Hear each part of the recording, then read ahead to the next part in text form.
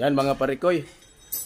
Mayroon namang isang unit na hinati dito, isang forward 6HE1 turbo intercooler ang engine mga pre.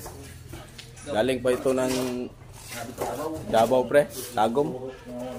Problema pala nito mga pre, slide na yung clutch lining niya. Kaya papalitan natin ito mga pre. Ito yung sitwasyon namin sa ilalim mga pre. Oh. Nira, kumaipit ng liyog. Dili nakabot. Tinanggal na yung propeller mga pre. Ito. Susunod natin yung buong transmission mga pre. Para makita natin yung sitwasyon sa ilalim. Ito si Ungo mga pre. Oh. Siya ang leader dito sa pagtanggal mga pre. Katawan ang ito kanino. Ito naman si Padok mga pre. Yan mga pre. Na ibaba na po natin yung transmission. Ito mga pre. Yan o. Tatanggalin natin yung clutch lining mga pre. Sulanan ang bolt na niyo. Yo. Kung para ditso-ditso na. okay ba? Kung ito ba talaga ang dahilan mga pre? Parang duda ako dito mga pre, hindi itong lining ang dahilan. Tatanggalin muna natin yan mga pre. Yan. Ito yung clutch lining niya mga pre. At saka yung pressure plate. Ang ganda-ganda pa naman mga pre. Pati yung clutch lining maganda pa. Pero hindi ito ang dahilan bakit nag-slide siya mga pre. Ito, makapal pa siya. Yan mga pre. Hindi ito ang dahilan mga pre sa slide. Yan o. Papakita ko sa inyo mga pre kung ano ang dahilan talaga kung bakit nag-slide to. Itong clutch booster mga pre. Ito yung dahilan bakit nag-slide yung clutch lining natin. Kasi dito sa ilalim puno ng fluid to.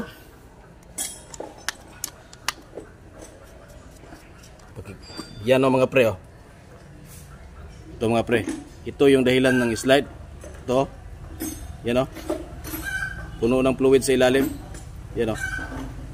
Okay pa itong mga lining mga pre. Itong lining okay pa. Pero papalitan din natin kasi nababa na natin. Natanggal na. Papalitan lang din natin. Ito talaga ang dahilan mga pre. Ito. Puno na ng fluid. Oh, yan. Ito ang salarin mga pre. Kung bakit nag-slide yung clutch natin. Oh. Yan oh. Ang daming fluid. Oh. Yan. Oh. Puno. Puno siya mga pre. Puno.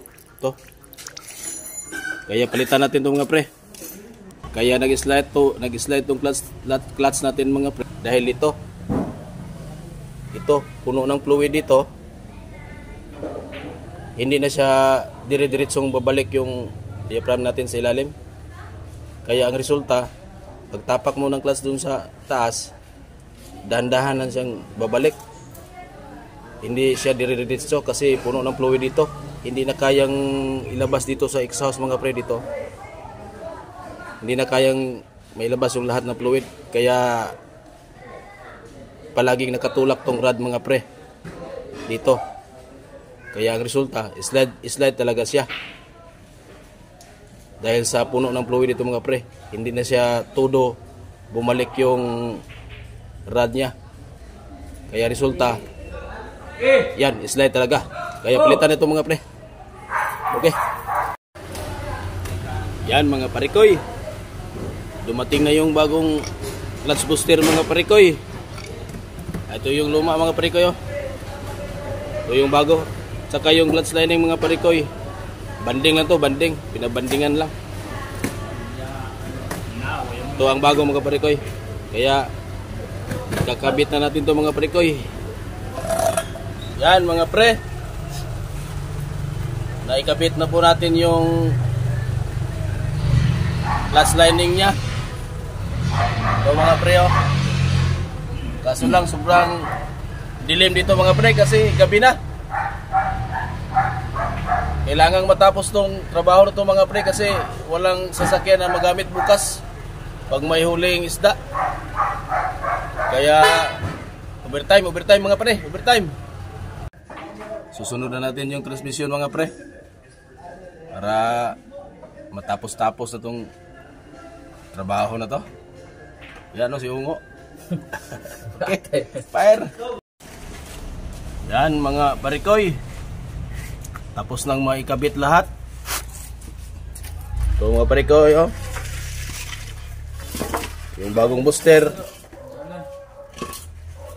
Tapos nang ma-install mga pre. Ito. Yan pati propeller sa ilalim. Tapos na. Kaya susubukan natin itong pandarin mga pre. Kung okay na ba? Okay na. Okay na. Kakarga muna tayo ng hangin mga pre. 1, 2, 3. Sayang kena. Bagor ba?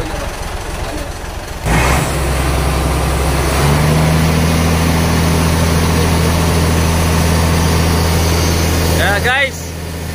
Taga kuan ni merkado. Gahe ke si merkado ni.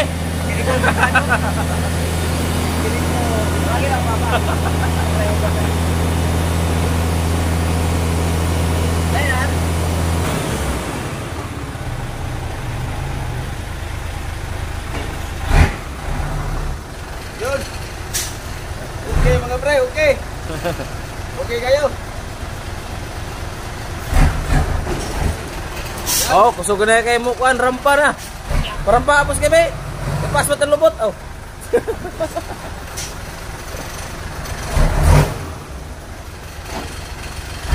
Makahom na apos kay. Makahom Okay na. mga pre, okay na. Kira na. Basig di kahom na. Okay. Shout out yo sa asawa.